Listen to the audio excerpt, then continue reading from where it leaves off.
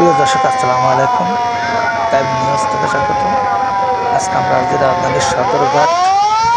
আজ শুক্রবার, আর একদিন পরে ঈদ, শনিবারে সকাল 11টা এখানে 5টি লঞ্চ একসাথে ঢাকা সদরঘাট থেকে বিভিন্ন গন্তব্যে রওনা হবে।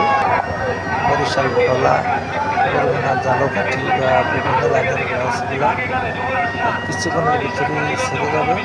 তবে এবার এখানে টিকিটের নিয়ম অনেকটাই ভালো, মাত্র 300 টাকা করে টিকিট। আর ব্যাগের ভাড়া, কেবিনের ভাড়া আবার আলাদা।